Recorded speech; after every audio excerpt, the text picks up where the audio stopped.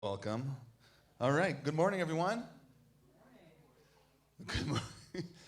Sarah, do you mind turning this down? I have to do like an Adele extension. That's a pop culture reference because I'm cool. I'm trying to establish how hip I am from the very beginning. My name is my name is Chris. My pronouns are he and him. And welcome to Neighborhood Church. That's what we call it. All right. Welcome to Neighborhood.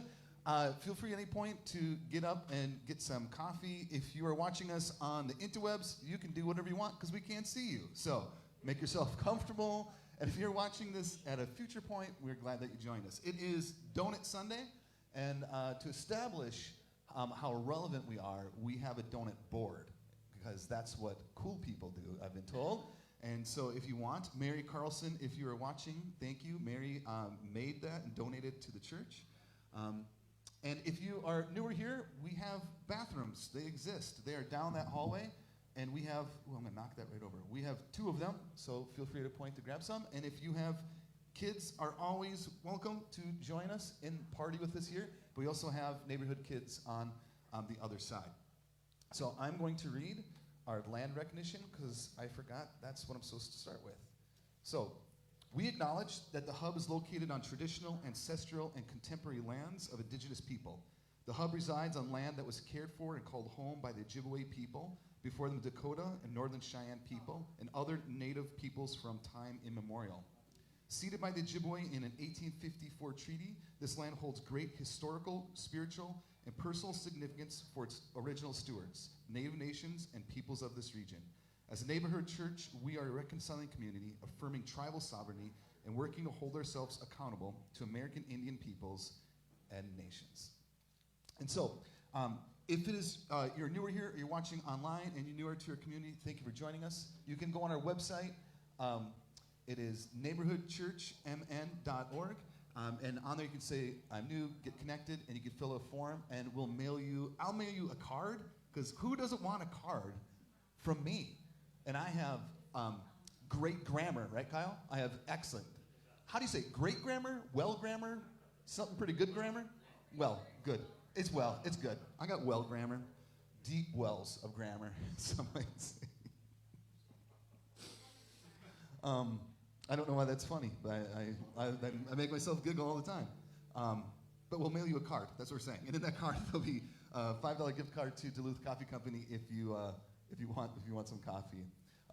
Also, we have what we call the Block Party. That is our student ministry group. So if you're in grades 6 through 12, you can join us on Wednesday, October 20th, last day of school, football night, game night. Game night. But if you want to join us from, it's on our website. I'm pretty sure it's 6:30 or 7. But we'd love to have you join us.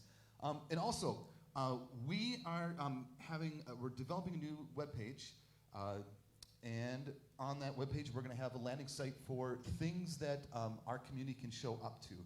One of the things that has been a value of ours that we're putting more emphasis on is how can we show up as a community. We do a really good job. Well, I slap my own back here. We do a fairly good job at inviting people to come here from all different kinds of backgrounds, lived experiences. And that's really, really good. We work really hard at creating that kind of culture. But we also want to show up in other places and help other organizations, other communities of faith that are doing liberation work, who are doing some justice work, and doing some really good stuff. So that being said, we don't always know what's going on. And so we'd love to hear what you're involved with or things you're passionate about. And you can send us on our website. There's a link that says, I don't remember what we call it. I think it says what are you doing, or community events, or it's probably not what are you doing. That sounds threatening. What are you doing? It's just we're gonna shame you through that. It's what are you doing? We're not gonna do that. But we'd love to hear what's going on. So then people in our community can look through it and see if there is a trans student organization that's putting on an event, if there is the NAACP. I know recently had an event, so when you could look through it and you're like, oh, that speaks to me. I have some friends. And also the things that you're doing that you're passionate about, we want to celebrate that. So you'll see that on our website at neighborhoodchurchmn.org. We also got a new domain name. I don't know if I'm supposed to tell people this. Bree, who is our designer, is probably yelling at the computer right now. She's sleeping, yes. But it's neighborhood, and I'd like to hear the reaction from you.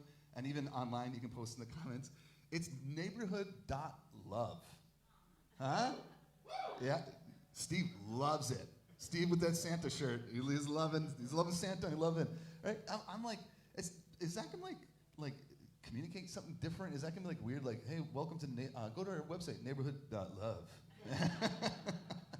I guess you can make anything sound creepy, and it's online. So, but we're gonna roll the dice. We're gonna roll the dice on that. Is there something else I'm supposed to announce? Oh, also, we're here because of people who have been generous with their time, energy, and money. And if you find inspiration, in this place, you can give. And what we call it is sustaining members. And so if you would like to help sustain and grow and continue that we can be a community that is relevant and help people experience a good and beautiful God, good and beautiful life, we'd love to have you give. And you can do that online at soon-to-be-neighborhood.love, but still neighborhoodchurchmn.org. And you can also give in the back. We have our old steady wooden box if you'd like to give in there. So before I invite Sarah to come up, Sarah's going to do some worship. We do something called, we used to call it prayer of generosity, and now we just call it like a reading. And this is a way for us to find some centering, find a little bit of inspiration, to move from high-class intellectual jokes called both websites and Steve shirts to a time of worship.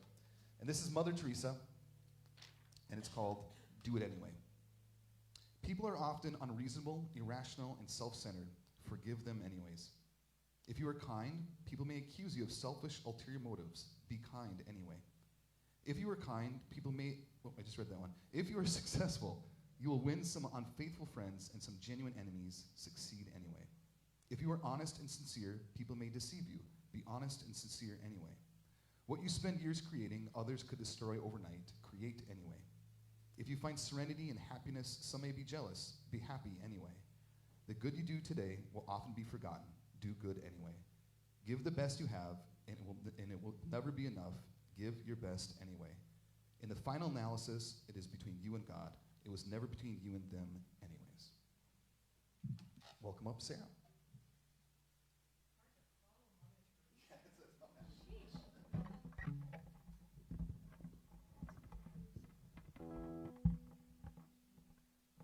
Hey, good morning. Y'all are welcome to stand if you'd like for worship, or you cannot. Every time I say it, I feel like I should do it the other way around. Like, you're welcome to stay seated, or you can stand if you'd like, because then it's the most recent thing in your head, and more people will do it. But here we are. We're going to have the words up on the screen. Go ahead and sing if you'd like.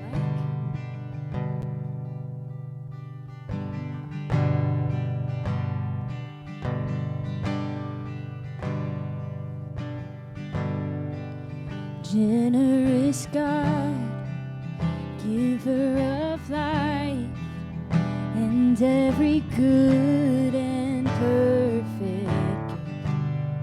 With arms open wide, we come to receive from you, 'cause we know that you are generous God, giver of life, and every good and perfect gift.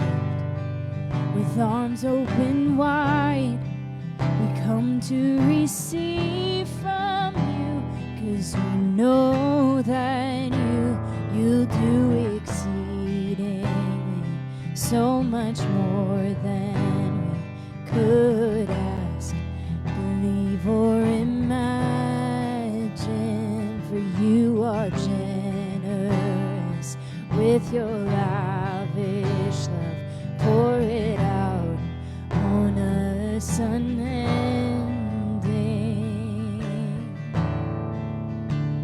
Generous God, generous God, giver of life, and every good and perfect arms open wide, we come to receive from you, 'cause we know that you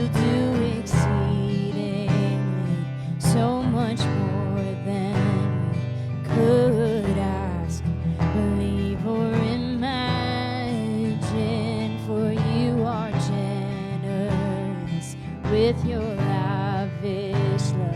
Pour it out on us unending. You'll do exceedingly so much more than we could ask, believe, or imagine. For you are generous with your lavish love. Pour it out on us unending.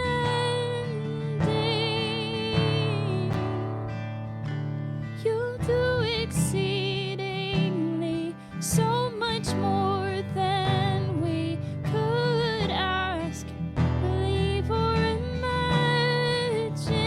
For you are generous with your lavish love. Pour it out on us unending.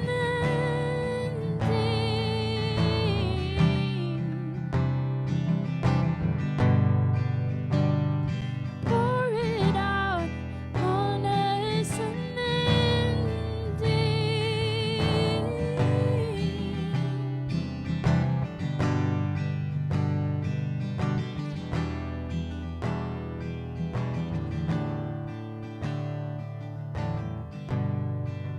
Generous God, giver of life and every good and perfect gift, with arms open wide, we come to receive from you, 'cause we know that you are generous God, generous God. You are generous God.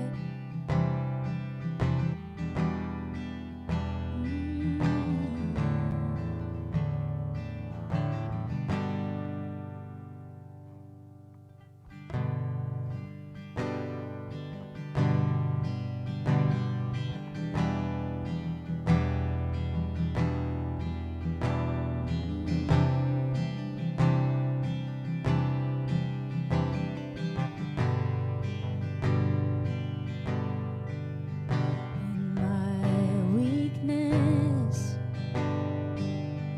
would you come? Help me stand up. Help me run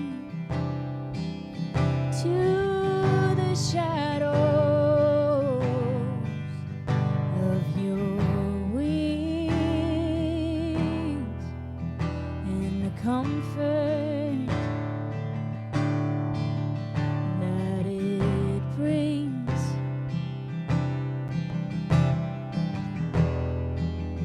And I'll wait and be still, and I'll know you are good. You are God.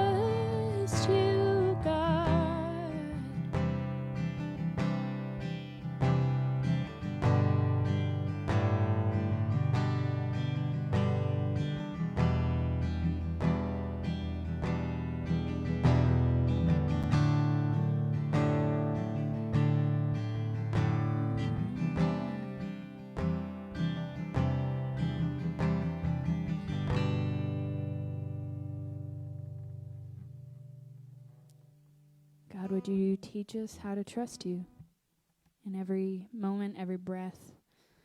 Teach us to trust more and to love more. Amen. Thank you, Sarah. Oh, thank you. Hold on.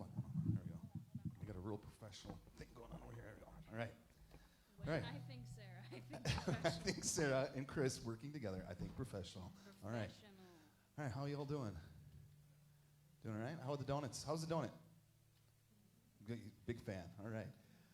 So we're in a series called Stuff Paul Said. And today we're talking about doors. And I had this discovery that I like doors more than I thought. Similar to like I like roads. I like new roads. I got this from my old man over here. We'd be driving somewhere, and my dad would say like, "Oh, I wonder what's down that road?" And you know, as a teenager, you're like, "Dad, we just want to get the Dairy Queen." Well, what if there's a new way of getting the Dairy Queen? And so, but now I do the same thing. I'll be driving, and I'll see this new. Like I found a new whole neighborhood in Carlton. Right? I'm a big fan of Carlton. There's a whole new like development I didn't know. Simply because I was driving by, I'm like, "Oh, I wonder what that road is." I'm like, "Oh, I'm my old man." It's just, you know, you do something like, "Oh, I'm Denny," right? Even like my dad and I are talking about when we go to the my family's cabin. It's like my dad's like, "Well, have you tried going this way?" I'm like, "Oh, I'll go like a totally random way. It'll take me 3 hours longer, but I'll go through this town that I've never heard of, right? And I'll talk to people. It's just like it's like what I like doing." But I was thinking about this message. I'm thinking like I really love doors, which I don't know too many people that are like get excited about doors, but like doors comes up in my favorite book. Anyone else read Name of the Wind, Kingkiller Chronicles? No. Okay, thank you. All right, we can always count on Brett. Yeah. But there's like the stone doors, right? In the third book that I know is written, but he's holding on to it so he can make millions of dollars, all that stuff. There's these stone doors that they allude to, and you're like, what's behind the stone doors? And there's a whole community on Reddit about stone doors. When I was not a teenager, when I was a preteen, we went to the Met Center. Is that where the North Stars used to play? Right? Went to the Met Center. My mom was there for a Benny Hinn revival conference. And love you, Mom. And we got to go early. And Mike Cock and I ran around the Met Center. Of course, what do? You check every door. Well, we found one door that led to another door that led us to the visiting team locker room. And we were really polite and did nice things in there, right? When you're like a kid, you're in a place you don't know, you just feel like alive. You're like, this is what life feels like. Doors have a way of like new discoveries. Doors have a way of keeping you safe. I'd walk by my grandma's house when she lived in Cotton, and there was a door that led to the basement. And this basement, I think, is the scariest place I've ever been to. Like you walk down, it's cold, and it has like that really creepy basement smell. And it's where the bathtub was, and that was scary. But then there was like one light, and it was like the light if you were like a police officer that was gonna like interrogate someone and then like get like a cigarette and burn them, like, where's my money? It was like that kind of light, right? Very specific kind of light. So I'd walk by that door, and I would feel like a sense of safety because the door is shut. I don't get interrogated. My grandma did not burn me with cigarettes either. Just Mert's still alive. Mert, we love you. Doors can bring relief, right? If you have young kids, right? I remember, you could go to the bathroom, right? Because it was like your little kingdom, and you could shut the door, and even if the kids would put their fingers on the door, it's like, "Daddy, Daddy, please," and you're like, "I don't care. I have 2 inches between you and I can breathe. I have my own space." Like doors can bring clearly a whole variety of feelings. And today, we're reading out of Romans 5.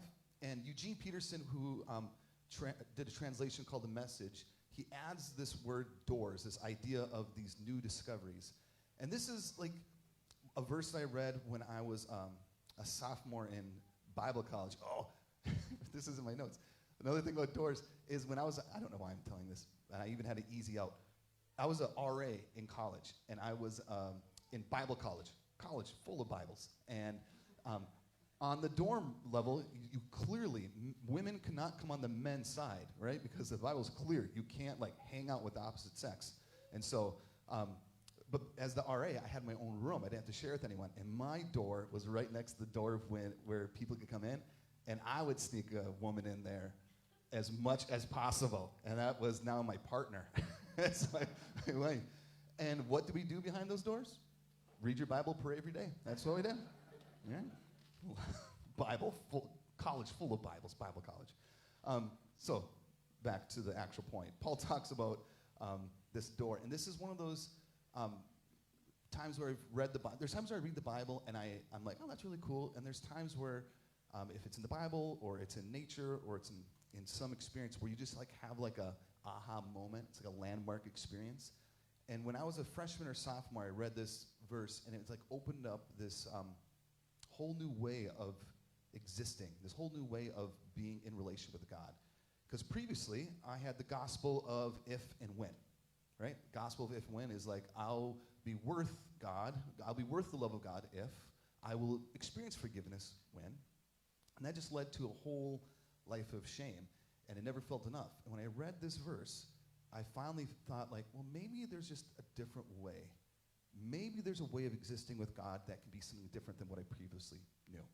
And here's, I have it, yeah. Romans 5, verses 1 through 5. It says this: by entering through faith into what God has always wanted to do for us, set us right with him, make us fit for him, we have it all together with God because of our Master Jesus. And that's not all. We throw open our doors to God and discover at the same moment that he has already thrown open his door to us. We find ourselves standing where we always hoped we might stand, out in the wide open spaces of God's grace and glory, standing tall and shouting our praise. There's more to come. We continue to shout our praise even when we are hemmed in with troubles, because we know how troubles can develop passionate patience in us, and how that patience in turn forges the tempered steel of virtue, keeping us alert for whatever God will do next. In alert expectancy such as this, we're never left feeling shortchanged. Quite the contrary. We can't round up enough containers to hold everything God generously pours into our lives through the Holy Spirit. And that part of like, it evokes like movement, it evokes energy, it evokes this action of that we have to open this door, and we have this awareness that this door has always been open. It's never been shut. And there's the idea of being in wide open spaces that we're yelling to the skies, right? And then there's the walking through pain, and there's like our containers are being filled up with all this from this generous God. And when I read this, my aha moment was that door was always open, which led me for many of years to this day thinking about why was there ever a door? If the door's always been open, like you open the door and you're like, oh, it's always been open. Who put that door there? Right? The only fingerprints on that door is me. And maybe I'm not alone, but it's easy for us to construct this space of where we make things true that might not always be true. And in that space, we have control, we have certainty, we know what to expect, we have a place of belonging, we know how to rest, we know how to answer all those questions. And maybe you dream of someday, I wonder what's behind that door.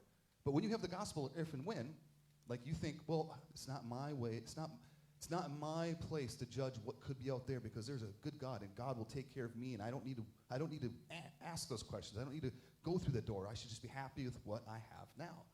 Then there's people, also like me, of where you don't feel worthy to go through that door, right? It's like, I don't have what it takes to get through that door. Or I'm afraid of opening that door, because what if I open that door and there's just a brick wall? And this cruel God was just joking the whole time. What if I open the door? Like I had a friend whose dad would work overnights, and if we were too loud, like at 11 in the morning, and he had to sleep, that's understandable, but he would yell from the top of the stairs at us little kids, and he was very angry.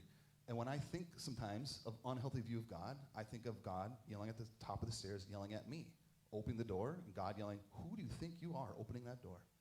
Who do you think you are? Do you think you're worth walking out in these wide open spaces? Get back in.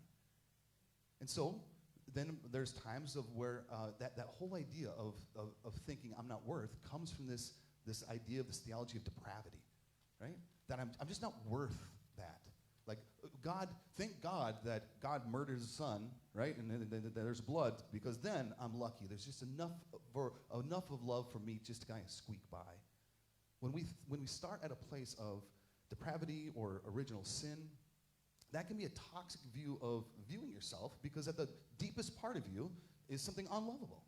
At the deepest part of you is something dark. It's something to be detested. And we have, like in our songs or in in some of our readings, we can like normalize this, right? Like we're wretched sinners, or we're not worth it, or even the idea of singing about how thirsty we are, that can be positive, but can also be taken as like, I don't have enough now. There's not enough for me now. Why? Because I'm already behind the eight ball. I'm already behind. I'm already not worth that kind of love. I was talking with a friend who's going through this beautiful but difficult evolution in their life, not just their faith, but in their life. And some might call it disorder. Some people call it deconstructing their faith, deconstructing like their philosophy. And they were talking just how hard it is.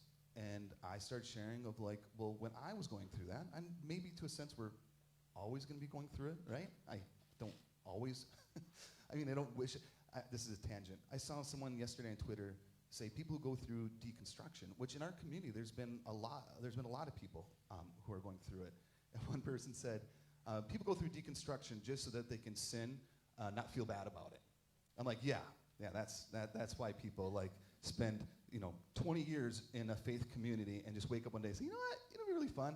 It'll be really good to question everything and then be isolated from my family and friends, and people call me some horrible person, right? Like that'd be fun. Like there's been no one that I've known or met that said, yeah, just one day I decided to just throw it all away. Like it arises in you, and for some people it's very clear. For other people, it doesn't really go through all the same way, and that it all belongs. But my friend who's going through deconstruction, I was able to encourage him and say, for me, what helped move through that door was to believe that I'm really good. Like, I'm really good, and not in a self-conceited way, but the deepest part of me is not some wretched sinner. The deepest part of me is not something to be disgusted. It's something that's beautiful. The deepest part of me is love. The deepest part of me is God, and God is love. And God says that I'm fearfully and wonderfully made. And if I start at a place that I'm good, we use the word often here, good and beautiful, right? If I really, truly believe, even when hard things happen, even when I do evil things, still can't touch and move the fact that I'm already good. And that helps me move throughout this world, trusting that there's nothing that's going to happen that God's going to come and pull that away. There's nothing that I can do, nothing that Steve can do. There's nothing that anyone else can do to rip it away. And when you have the confidence, or you have the aha moment to open that door, and you realize that door's always been open, and you move into these wild spaces, you move into these wide open spaces, there's freedom in that. There's a sense of belonging. And even in the different translation, what Paul says is that we have the right to approach God. And this is like a temple term. This is like a temple phrase of where they believed where heaven and earth met, where the divine and like blood and guts intersected in the Holy of Holies. There was only a person at a specific time, specific rituals that they had the right to approach. And Paul's saying, like, you, Nate, have the right to approach. What Paul's saying is this is not just some feeling. This is not just some like, doesn't give you goosebumps. I mean, these wide open spaces. He's saying this is the reality. This is where we live. You, Jamie, have the right to approach God. God in its fullness. God in her full, wonderful, beautiful way. He even uses the word grace. And grace is not just like some feeling. Grace is, in this context, is something that you can breathe in. It totally encompasses you. Paul's saying this is what it looks like to be human. Then he moves on. So we have these wide open spaces, all this beauty, all this freedom, all this liberation. And then he goes to pain. Then he goes to suffering. Which is interesting because when I think about like the door's always open, there's these fields, there's this wildness, there's these mountains, it's all this beautiful stuff. And he's like, and by the way, right on the back of that, like there's gonna be deep suffering. There's gonna be deep pain. And it's not like when you get through the pain, it's not like if you can just avoid the pain, it's in the midst of real life, there's gonna be pain. Why? Because this is also what it means to be human. It's not the devil, right? That you have a tummy ache, Kyle, right? It might be that you ate like 2 boxes of dots. It's not the devil that I have shoulder pain. I have shoulder pain because I'm really old. I turned 41 on Thursday. Right? Oops. Right? I have shoulder pain because I don't stretch, I don't drink water, and I believe I can lift anything in this world just by like, it's like I'm building a sauna, and I'm like, or sauna, sorry, ESCO people, all right? And I'm like putting my body in weird positions, and I'm still trying to use a nail gun that doesn't fit. And so it's not the devil. I'm a moron most of the time, right? So pain is a part of life. And what Paul is saying is, in this beautiful, wide open, wild place, you don't get to escape real life. You don't get to escape pain.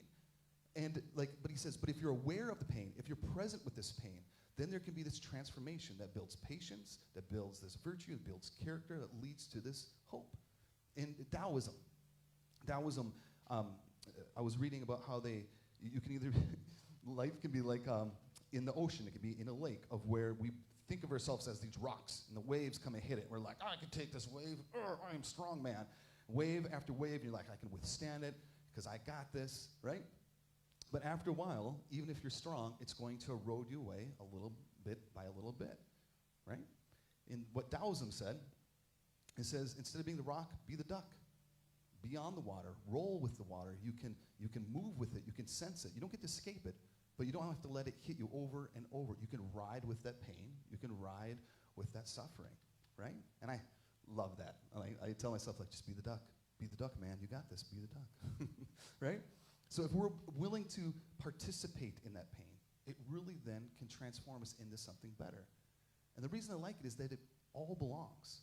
So we can be in the wilderness, we can be in these wild places, and we can experience pain, and you can like have it happen, and maybe after a while you're like, I'm going to be the duck. This pastor said I'm supposed to be the duck. And you be the duck a couple 13, 14 times, and you're like, I'm sick of the duck. And you begin to look back, right? Because you're in pain, and you can still make out that room. You can still make out that door. And I mean, I've done this plenty of times. And I start thinking about that room. I'm like, hey, man, in that room, it wasn't so bad, right? In there, I knew where things began. I knew where they ended. In that room, I had all the answers. In that room, right, I got some pretty good sleep, right? In that room, I didn't have to worry about these questions. I didn't have to worry about climate change. I didn't have to worry about this theological idea. I didn't have to worry about school board meetings. I could just like exist. I had certainty. And certainty is intoxicating, right? When you feel that you had, or maybe you feel like you still have all the answers, at least for me, when I felt like I knew all the right things, it felt really, really good. And when we're in pain and the wildness feels a little too wild, right? We want to go back. Like I was thinking, if you have young kids or you have nieces and nephews or you have, like, maybe you help, you influence kids in your life, there's some intimidation about being in the wilderness. For myself, yes, but in the wild, and you're like, you're going to go down this trail, you're going to head over this way, it's intimidating having kids. Because like, what if, in that wildness, what if those kids decide to go down that trail? And you're like, no, you have to do this. I can influence my kids, I can teach my kids, I can help my kids have some positive experience. But in the wildness, they can go wherever they want. And for me, when I was a kid, and not saying this about my parents, whenever I say something about as a kid and my parents in the room, I'm not blaming you. I just want to like put that out. Everyone's gonna be like, these horrible parents. No. But when I was a kid, right, I was indoctrinated on several things, right? I don't think that's necessarily always bad. But I was told, this is what's right, this is what's wrong, this is what belongs, this is what doesn't belong, this is what it means to be a man, this is what it means to be a woman, this is what love looks like, this is what God is, this is what God does, this is what God approves, all those things. And really, that helps construct that safe little room of where you have all the right answers. And there's a temptation, my partner and I have talked often of like, are we screwing our kids up? Like, are we screwing our kids up about like what we think about God or what we think about what beauty is or what it means to belong? Because it feels a little scary. Because we're telling them, this is who we see Christ as. This is what it looks like to show up in the world. And there's other things that we're letting them define themselves. And there's times where I'm like, hey, I had to suffer. Get back in that room, all right? I'm going to take you. You can go over here, and you can have your own trauma when you're walking through your 30s. It's a little more intimidating. It's a little more riskier to let your kids have agency over their minds, have agency over their bodies, have agency over how they want to move. It's really scary. But we don't need to go back. And this is where I end.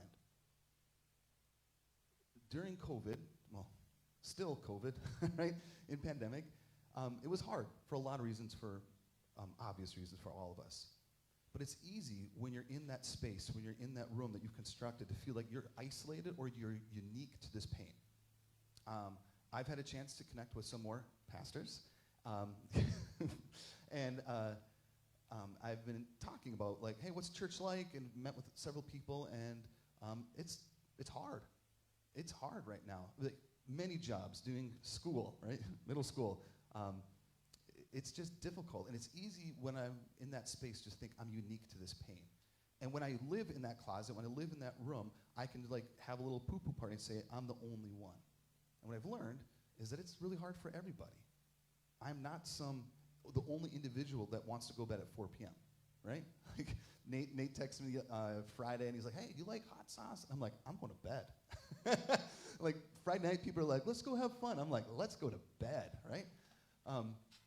And it's like around 4 p.m., really. I'm like, I could really just shut it all down right now and go to bed. And that's like, I lost a gear is what I feel like. I do. I feel like my overdrive is just gone. And there's some things I got excited about. There's some things that felt easy to do that now feel it takes a lot more effort to engage or to do. And what I've learned from not just connecting with other pastors, but hearing other people's stories, is that my pain is not unique. Like, we all are experiencing some sort of pain or anxiety, worry, physical. Maybe your right shoulder hurts too, right? We're not alone. What would it look like if we could be in these wide open spaces and not just keep our head down? What if we could actually do this together? As you're in this wilderness and as we're going along these paths, we can come alongside one another and encourage one another. As you begin to like turn around and start walking towards that door, instead of shaming them, like, you don't need that door, what if we walk with people as they're trying to work their stuff out? What if we go knock on, this is not literal, I'm not going to say let's go knock on door evangelism yet, Janine, right? So, like, but what if we really could go to people we love when we know that they're in that room?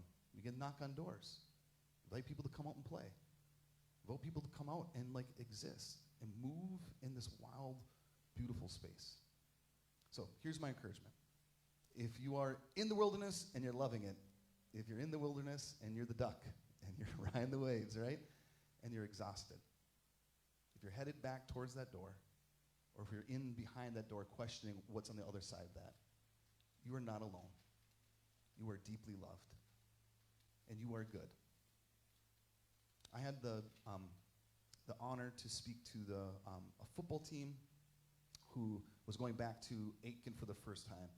And the last time they were there, they had one of their players fall over, and he ended up passing away, a student. And for all the obvious reasons, it was horribly traumatic. It was really, really, it was really hard. And at the time, I didn't even know the family. I was just like some guy. And so the coach asked me to come the night before they went back to Aitkin. And there were several kids there, or several young men there. And what I was trying to tell them was the same idea, that you are good. That people feel in the grief. I feel bad because I don't feel bad enough. I feel bad because I feel super, super bad. I feel bad because I want to win a football game. I feel bad because I don't care about this football game. I feel bad because how do I show everyone that I'm a really, really good person? Grief, especially for students, is super, super, super messy. And what I told them, and what we're going to practice in a little bit, is I told them, when you walk on that field or you walk around, remind yourself of this, that I'm enough for God. In this breath, in this space, I'm enough. And God's enough for me. And I wish that prayer, I speak that prayer over you as well. So let's stand, if you don't mind. I should stand too, since I'm asking you to stand. I say this prayer all the time.